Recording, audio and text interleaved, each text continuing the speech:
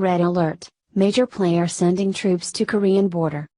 In response to the international community's growing concern over the threat of an armed conflict between North Korea and the United States, Russian President Vladimir Putin has reportedly moved troops and weaponry to the border with North Korea.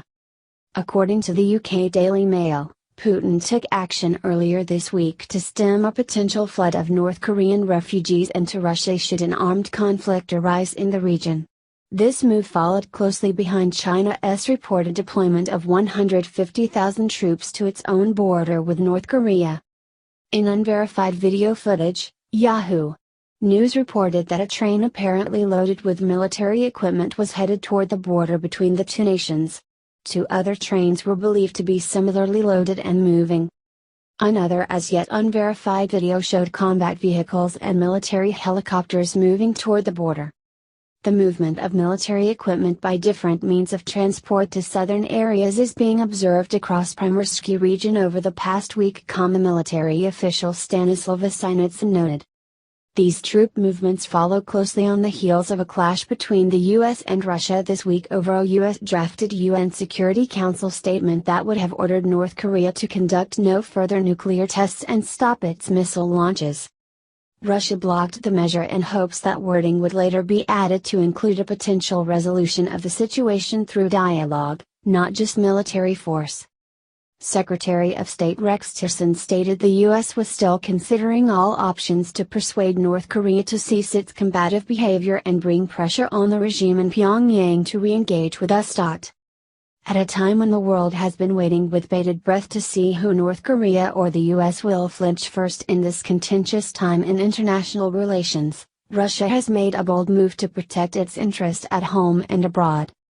Unfortunately, however, Putin's latest actions are not in the best interests of the United States and its allies in the region. While it is certainly important to conduct negotiations to try to resolve conflicts without risking the lives of innocent civilians and military personnel, soft power sometimes fails and hard power tactics like military action become the only solution. In the face of the insanity that is Kim Jong-un, Putin's desire for negotiations will likely fall flat, and the only solution may very well be the military action that President Donald Trump, the U.S. and its allies would like to avoid. Trump's pick for Army Secretary has some unbelievably epic quotes. President Donald Trump's pick for Army Secretary is taking some heat this week as liberals around the country are trying to stir up outrage about his so-called ultra-conservative views on Middle East refugees and transgender rights.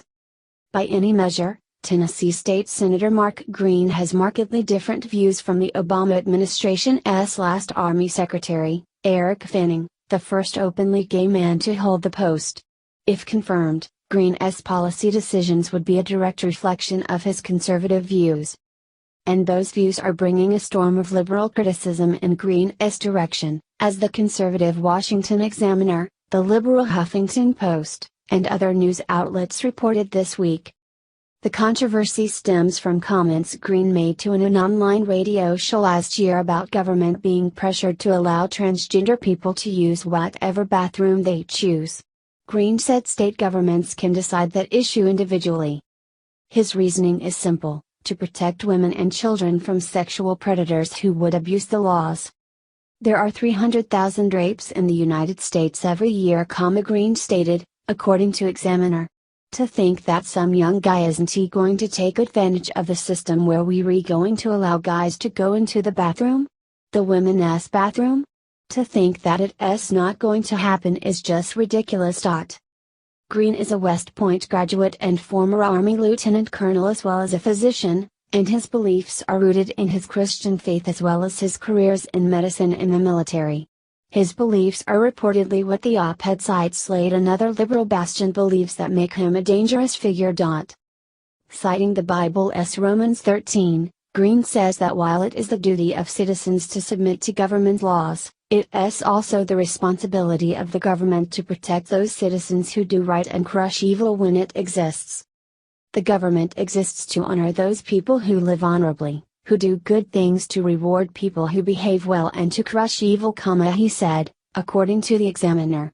So that means as a state senator, My responsibility very clearly in Romans 13, is to create an environment where people who do right are rewarded and the people who do wrong are crushed.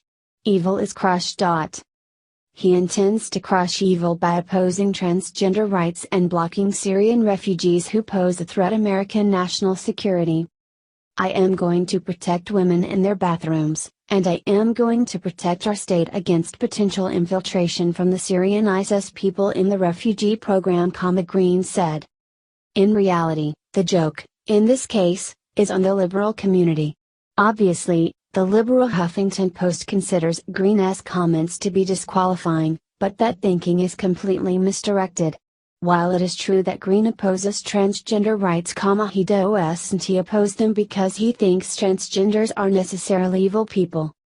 Green opposes the measures because there are evil people who will take advantage of these laws and victimize thousands of women and children. Green's statements have completely honorable justifications. As for his opposition to Syrian refugees and others from the region, this too is completely justified. The governments of the United States and the rest of the Western world are in a precarious position as they grapple with how to best preserve the security of their people while maintaining a welcoming mentality to those seeking asylum from oppression. Once again, while this gentleman is being excoriated for completely justifiable statements, the liberal community is taking what they want to hear and running with it. In reality, Mark Green is exactly the remedy for all that is wrong with America's military leadership. Share this on Facebook and Twitter to show your support for this much-needed voice in military leadership. What do you think of Trump's choice for Army Secretary? Scroll down to comment below. Finally, New York Times editor makes painful 3-word Trump confession. Poor research and inaccurate statements are all too known to reporters on the left. The New York Times, a liberal media outlet, took accountability for its defective reporting the other day. Times reporter, Jason Stallman, stated I'm an idiot in efforts to redeem himself from his careless news story. Via IJR. Stallman shared photos that made it look like the turnout for Donald Trump's Super Bowl victory event was less popular than Barack Obama's. The Twitter account of the New England Patriots posted various pictures that proved Stallman's report to be false. After proof was provided, the faulty New York Times reporter came clean about his mistake. In addition to admitting he was an idiot, he also said bad tweet by me. Terrible tweet. I wish I could say it's complicated, but no, this one is pretty straightforward. I'm an idiot. It was my idea, it was my execution, it was my blunder. I made a decision in about 4 minutes that clearly warranted much more time. Once we learn more, we tried to fix everything as much as possible, as swiftly as possible, and as transparently as possible. Of course, at that point the damage was done. I just needed to own it. You're right, Jason. You're an idiot. Along with your fellow fake news reporters at the New York Times. You've been found out, and have taken accountability for your actions. There is nothing virtuous in this. People are praising the reporter by acknowledging his attempt to take accountability for his actions. Why should we praise a reporter for doing what he is expected to do? This is what he should be doing. He was wrong, and now he should be fired. This isn't the first time the left have used crowd sizes to demean Donald Trump. This story was intentional.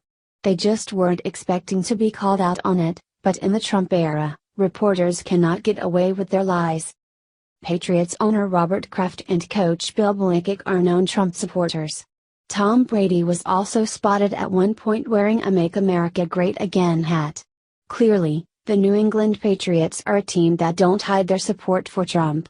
Via Washington Post. The New York Times knows this, and that's exactly why they created the story. It's no secret that the Times enjoys ripping apart Republicans. They're not really known for anything else these days. The Patriots quickly defended Trump, and the turnout on the White House lawn that day. Nearly as many people showed up to meet with Trump as did Obama. The difference was a measly 2 Patriots. The pictures prove that this story was irresponsibly published. We need to hold the mainstream media accountable for their deceit. Do you believe that the New York Times is completely fake news? Let America know. Now, the public can see for themselves just how sneaky and conniving leftist news media outlets are. What do you think of the New York Times attempt to mock Trump? Share this on Facebook and let us know because we want to hear